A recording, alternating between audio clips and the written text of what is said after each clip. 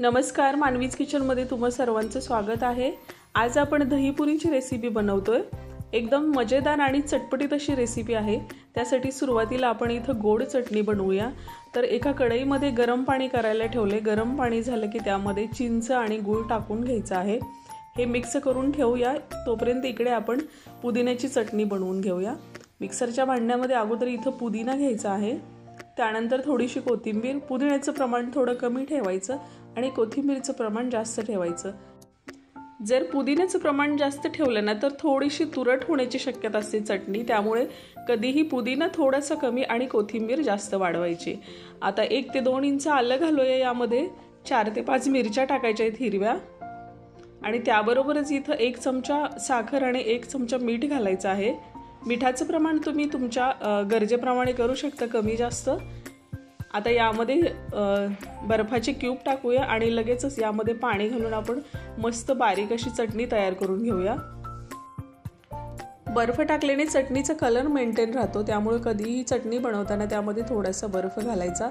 चटणी आपली हिरवी बनवून तयार आहे इकडे।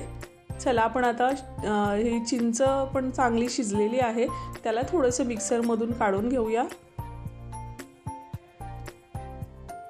3 ते 4 मिनिटं चिंचेला चांगलं शिजवून घ्यायचं आहे, मऊ पडेपर्यंत, आणि त्यानंतर त्याला मिक्सरच्या भांड्यातून काढून घ्यायचं।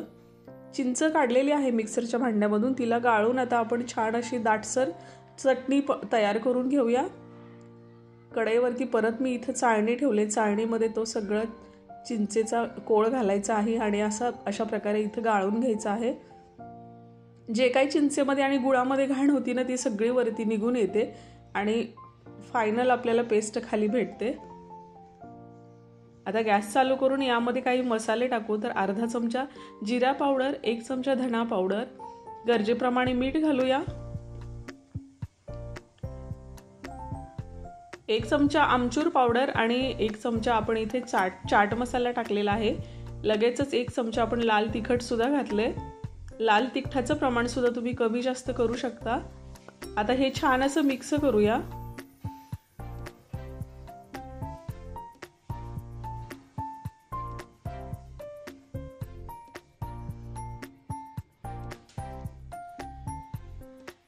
साईडला चिंचेचं थोडंसं पाणी राहिलेलं होतं ना गाळून, ते आपण यामध्ये टाकून घेऊ आणि 4 ते 5 मिनिटं या चिंचेला मंद गॅसवरती असंच ठेवायचं आहे, म्हणजे मस्त दाटसर अशी चटणी बनवून तयार होते। जवळजवळ 4 ते 5 मिनिटं झालेले आहेत। आपण एकदा चेक करून घेऊ। हे पाणी आहे त्याचं प्रमाण पण कमी झालेलं, आटलेली आहे थोडीशी, आणि तुम्ही बघू शकता एवढी पातळ आहे चटणी। तर मला हीच कन्सिस्टन्सी हवी आहे, तर मी इथेच बंद करते गॅस आणि आपण पुढची तयारी करूया। आता इथे मी दही घेतलेलं आहे। दही अगोदर आपण चांगलं फेटून घ्यायचं आहे आणि त्यामध्ये 2 चमचे पिठी साखर घालायचे, थोडेसे बर्फाचे क्यूब घालूया आणि हे छान असं मिक्स करून घेऊया। बर्फ याकरता टाकायचं कारण आपण जोपर्यंत असेंबल करतोय तोपर्यंत दही चांगलं थंड राहील आणि आपल्याला ते खायला पण गार गार असं छान वाटेल। आता फायनल असेंबल आपण करायला घेतो। तर इथं मी पुऱ्या घेतलेल्या आहेत। तर पुऱ्यांना आपण अगोदर इथं छान असं फोडून घेऊया। व्यवस्थित त्यामध्ये सारण बसेल असं यामध्ये व्यवस्थित असं छेद करून घ्यायचं आहे आपल्याला। कुठलाही चटपटीत पदार्थ बनवताना तामझाम तर खूपच असतो, पण जेव्हा फायनल असेंबल करून जेव्हा प्लेट समोर येते त्यावेळेस खायची मजाच वेगळी असते। तर अशा प्रकारे इथे सगळ्या पुऱ्या माझ्या व्यवस्थित फोडून झालेल्या आहेत।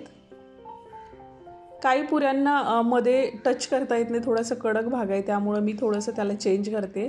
आता आपण असेंबल करू। त्यासाठी मी इथे बटाटा शिजवून घेतलेला आहे, तो अगोदर भरून घेऊया। बटाटा मी अगोदरच शिजवून ठेवलेला होता, तर या पुऱ्यांमध्ये अगोदर सगळ्यांमध्ये व्यवस्थित बटाटा भरून घ्यायचा आहे।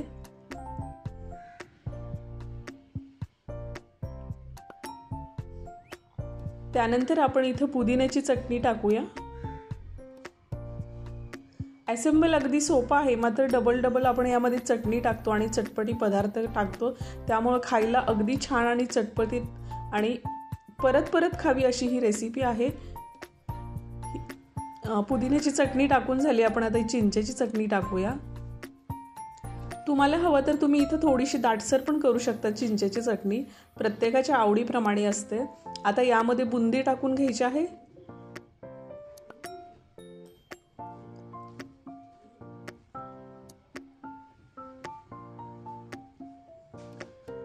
दहीपुरीमध्ये आपण जितके पदार्थ टाकेल तेवढे कमी आहेत, कारण खायला एवढा चटपटीत पदार्थ आहे।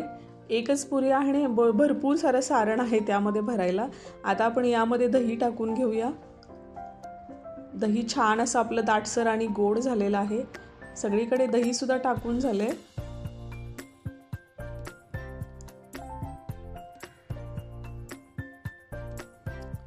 आता वरून थोडेसे मसाले टाकूया। तर इथे जिरा पावडर, लाल तिखट थोडंसं आणि चाट मसाला टाकून घ्यायचा आहे।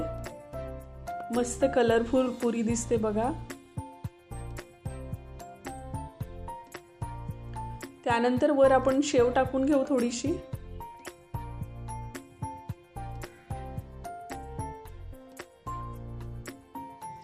जे काही प्रमाण आपण पुरीवरती टाकतो ना, ते तुमच्या आवडीप्रमाणे कमी जास्त सुद्धा करू शकता। आता परत एकदा इथं पुदिन्याची चटणी घालायची आहे। परत एकदा गोड चटणी घालायची आहे। जेवढं छान असेंबल कराल तेवढी पुरी जबरदस्त लागते खायला।